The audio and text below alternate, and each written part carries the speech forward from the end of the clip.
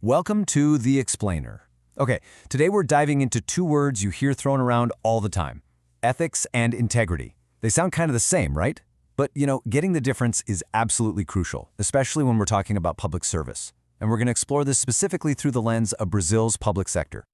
So, what is the real difference between right and wrong? I mean, it sounds simple, doesn't it? But wow, getting a handle on this is the very foundation of public trust. So let's dig in and see how this all plays out in the real world, particularly for public servants. So here's our game plan. We're going to start with the absolute basics, the foundation, and then build our way up to some really tough real-world situations. All right, let's get into it. Okay, so first up, let's tackle the big one. We tend to use moral and ethics like they're the same thing, but they're not. Not at all. It's super important we get this foundation straight before we go any further. Yeah, this breakdown here makes it so much clearer. So moral is all about the practice. What's the right thing to do right here, right now? It comes from culture, customs, it's the specific rules for a specific group. But ethics, well, that's the theory. It steps back and asks, okay, but why is that the right thing to do? It's about reason, philosophy, and universal principles. So one's practical, the other's more philosophical. I love this analogy. Think of moral as a single photograph.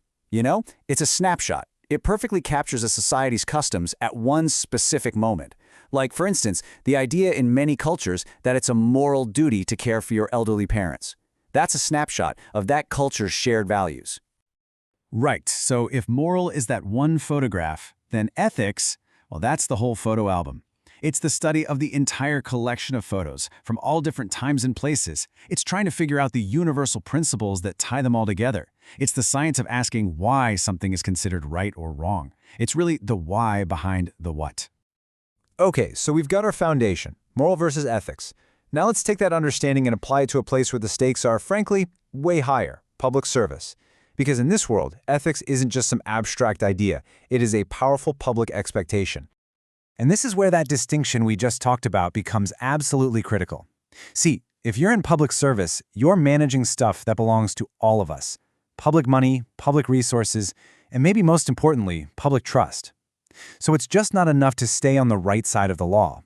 Your actions have to be legal, of course, but they also have to be moral. This example just nails it, doesn't it? So a mayor has the legal power to decide which streets get paved. That's totally legal. It's part of the job description. But what if that mayor chooses to pave their own street first? Now, that might not technically break a law, but it's an immoral use of public power for personal benefit.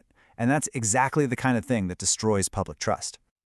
All right, so if ethics is the big theory and morality is the day-to-day practice, how do we make sure that practice stays, well, good, consistent, incorruptible? That, my friends, brings us to our next key idea: integrity. Integrity is basically ethics in action. It's the consistent alignment of what you believe, what you decide, and what you do. It's that quality of being honest and doing the right thing even when you think no one's looking. And in government, integrity is literally the bedrock. It's a #1 defense against corruption, and it's the only thing that really builds public trust. And you can't just wish for a culture of integrity to appear. It doesn't work that way. That's why public organizations build what are called integrity programs. And when you look at these steps, you can see it's a whole system. It starts with leadership setting the tone, you analyze your risks, you create clear rules. It's all about preventing unethical behavior before it happens, not just cleaning up the mess afterward. Okay, so how do you take all these big, important ideas and make them real for people on the ground every day? You start with a code of conduct. It's basically the official rulebook. And please don't think of these as just some dusty documents sitting on a shelf. As Celso Pancera, the president of FINAP, points out, this code is the instrument that points the way. It gives employees a clear guide, a sense of security, so they know exactly what's expected of them. It's a roadmap for conduct. And what's really interesting is when you look at these codes from all sorts of different public bodies, you see the same key duties popping up over and over. Things like being on time, being committed, treating the public with basic courtesy and fairness, but also bigger things like your duty to report things that go against the public interest and to really protect public property. It's all about being a steward for the people. And it's the same story with the list of things you're forbidden to do, the don'ts. Every single one is there to build a really strong wall between public power and private gain. So no using your position to help yourself, no accepting sketchy gifts, no hiring your cousin. You get the idea. It's all designed to make sure that decisions serve everybody, not just the people in charge or their friends. But what happens when the rulebook doesn't have a clear answer? What do you do when two perfectly good values are pulling you in completely opposite directions? Well, that's not just a tough spot. That's a true ethical dilemma. And this is the real test. Yeah, so let's get this straight. Choosing between something that's clearly right and something that's clearly wrong, that's not a dilemma. That's just a test of character. A real dilemma is when you have a choice between two rights. Like in this scenario, your friend, also a public servant, makes a mistake. It breaks a rule, but no money was lost, and he asks you to just keep it quiet. So what's the conflict here? On one hand, you've got loyalty. You want to protect your friend, right? But on the other hand, you have your public duty. Your job requires you to report infractions. These two positive values are in a total head-on collision. There's no easy answer, so what do you do?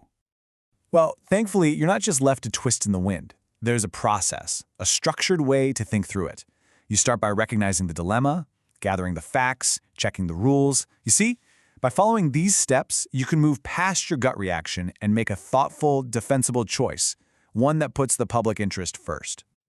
Okay, so for our final section, let's pull the camera back. Let's look at the big picture and talk about why all of this stuff, ethics, integrity, these codes of conduct, why it all matters so much for everyone. You know, when you boil it all down, it comes to this. A culture of integrity is the absolute essential ingredient for society to trust the state and its institutions. When public servants act with integrity, they're not just checking boxes or following rules. They are building trust. And in a functioning democracy, trust isn't just a bonus. It is the currency. It's everything. And in the end, this conversation isn't just for public servants, is it? It's about the kind of society we all want to live in. It's about the standards we set for our institutions and, frankly, for each other. So we'll leave you with a final thought to chew on. Forget the rules for a second. In your own community, what does integrity actually look like when you see it in action?